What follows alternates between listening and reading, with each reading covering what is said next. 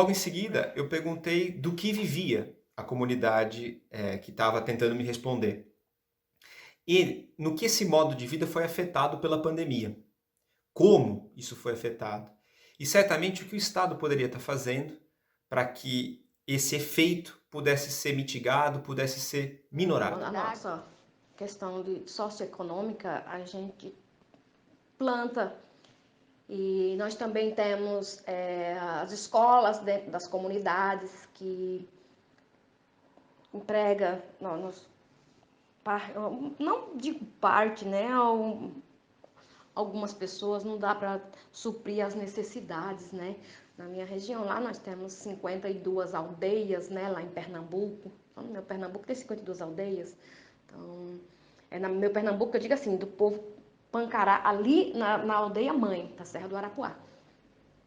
E Itacuruba já é outra aldeia do povo Pancará. Então, quer dizer que nós vamos entrando aí com 53 aldeias, né? 52 dentro da aldeia mãe. E com a aldeia de Itacuruba, 53. Temos unidade básica de saúde, que também emprega alguns funcionários com menos do que a educação, né? Então, mas tem também essa geração de renda.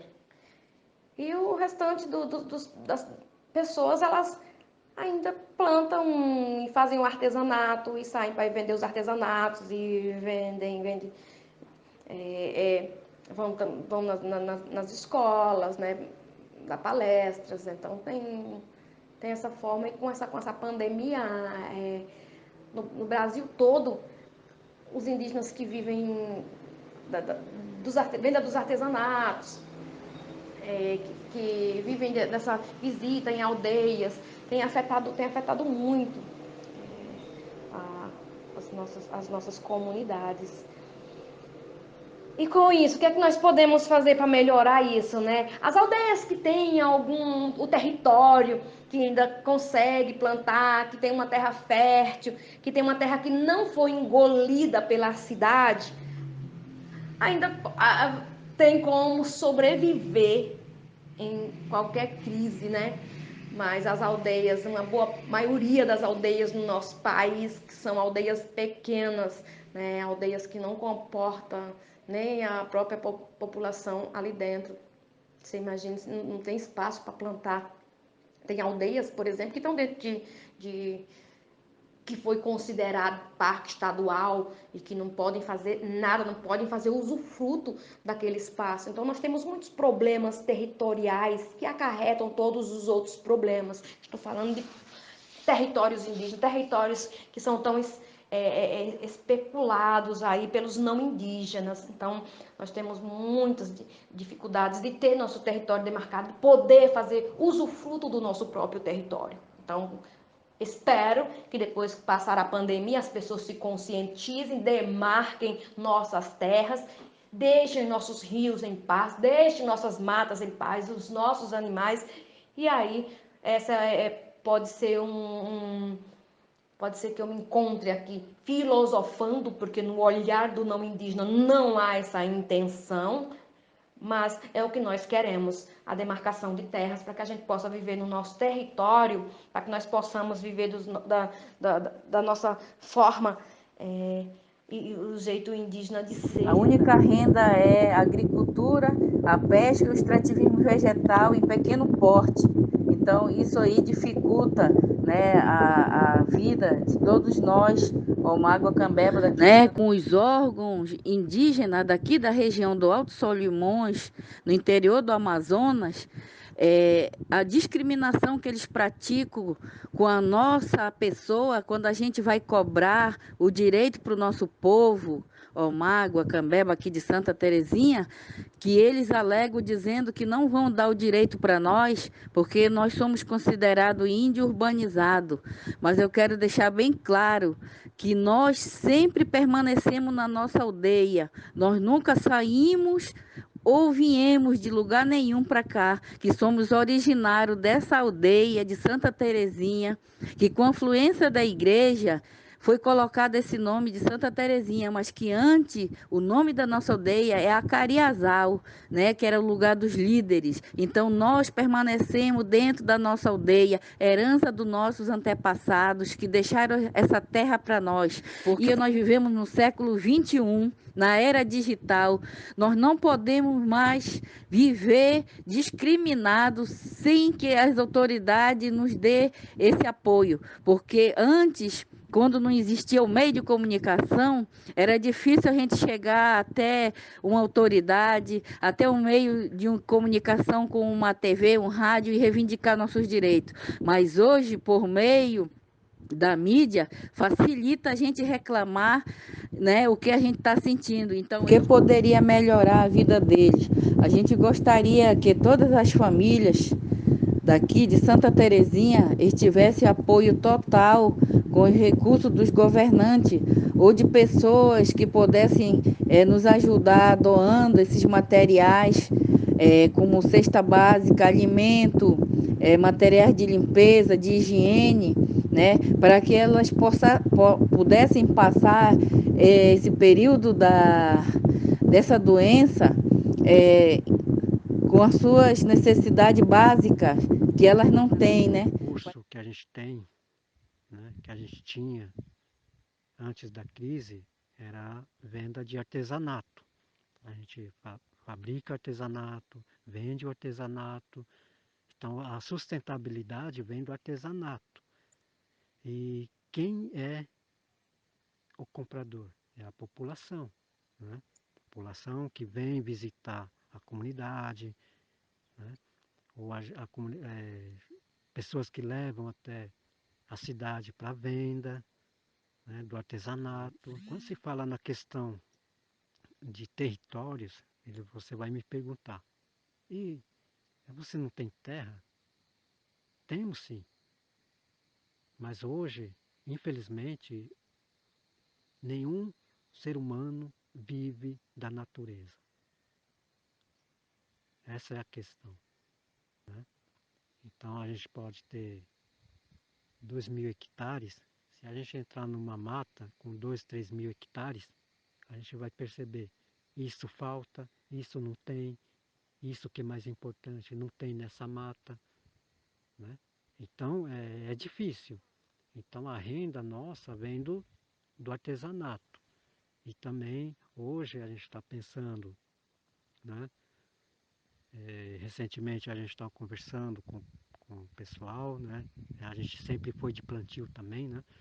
Então a gente já está se preparando também para o plantio. E eu trabalho fora também, nas fazendas, colheitas que o município ela é movimentado, né, pela agricultura, que hoje o município ela vive de gengibre, né? Então a gente coleta gengibre 2, 3, 4 semanas direto para a gente conseguir recursos. Hoje, quando se fala, o indígena vai ter que viver de caça, mas aonde está a caça? Né? Aonde está uma mata que tem muita caça? Não tem, não existe mais. Né? Então a nossa aldeia ela fica na Mata Atlântica.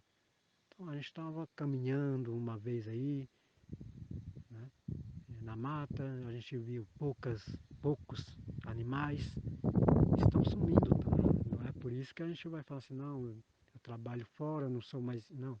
A gente continua mesmo indígena, a gente fala a nossa língua, a gente exerce a nossa espiritualidade, o nosso, né, saberes tradicionais, tudo isso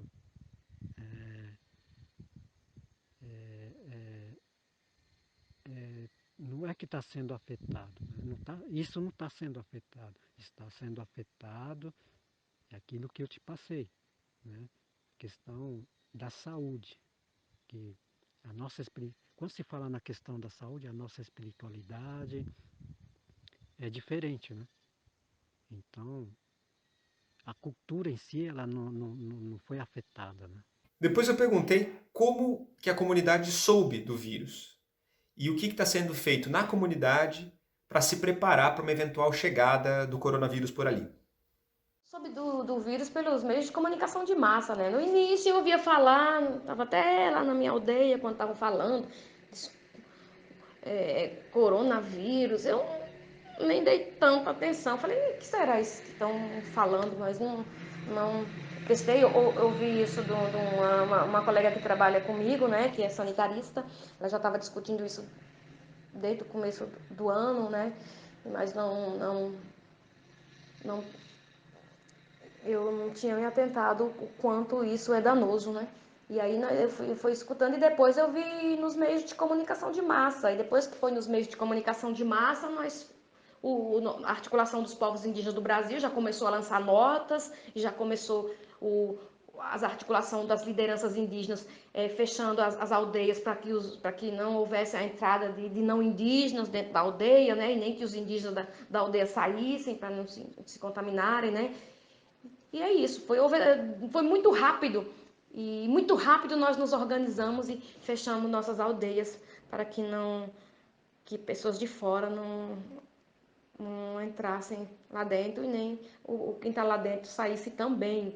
É tanto que eu estou aqui em São Paulo, por exemplo, não deu nem para correr para minha terra para ficar com a minha família, porque eu não quem o que foi passado pelas nossas lideranças é que quem estava na cidade ficasse na cidade até passar para não levar o vírus por conta do contato com outras pessoas, né?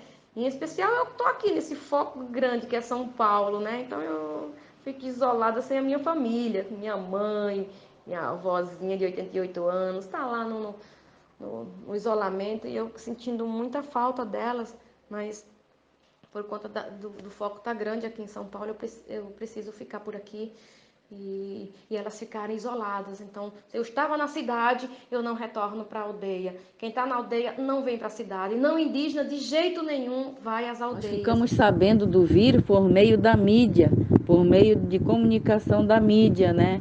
Que a gente faz parte, como liderança, aí a gente recebeu a informação, repassou para o nosso povo e o nosso povo está se cuidando conforme a orientação que a gente recebe da mídia, ficando em casa, se preservando com chá caseiro. Mas eu quero dizer aqui que nós não estamos tendo ajuda de ninguém e nós não temos recebido álcool em gel. Aqui nessa cidade não tem álcool nem para comprar nas farmácias, que nós não temos. Nós mesmos estamos produzindo as nossas máscaras dos recursos da natureza e também de retalho de pano. A gente está fazendo as nossas próprias máscaras. Nós não temos recurso para comprar os materiais de higiene, alimentação e nem os materiais pessoais, porque nosso povo é carente, né? Vive de roça, de subsistência, então nós não temos condições de comprar e a gente precisa de uma atenção. Então a gente está levando, se protegendo dessa doença por nós mesmos, né? Pelos cuidados nosso mesmo, como grupo indígena, se cuidando com as nossas estratégias de sobrevivência, sem apoio de ninguém, né? Daqui a gente soube, né? A gente recebe uma vez por mês o pessoal da equipe da saúde, né? Da CESAI, que é a Secretaria Especial da Saúde Indígena, e intermédio da mídia também, né? Então, como eu ando muito pela cidade, né, converso com o pessoal da Secretaria da Saúde, Educação,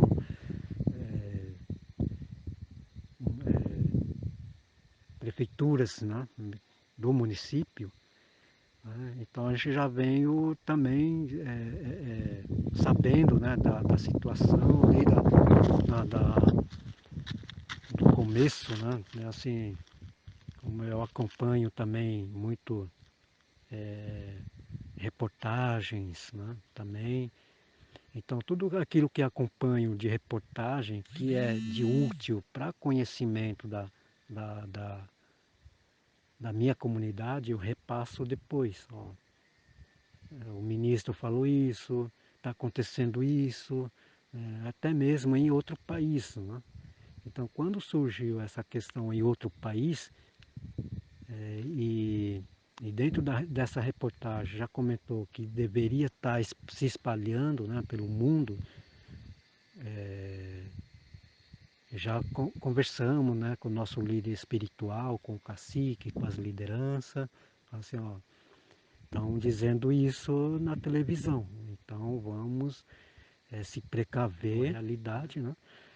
E, e a preparação nossa é assim, né? Aqui a gente exerce a nossa espiritualidade, tem as nossas. E sempre temos retiros espirituais, né? Então a gente se apega muito a isso, né?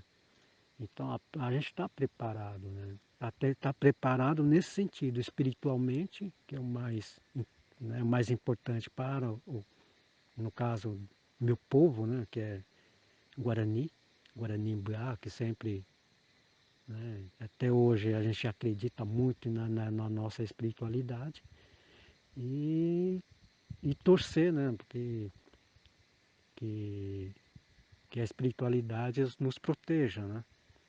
A gente temos que recorrer tudo isso à CESAI, que é a Secretaria Especial da Saúde Indígena, que possa também nos garantir, né, esse isolamento, né? Isolamento social, como o pessoal fala, né?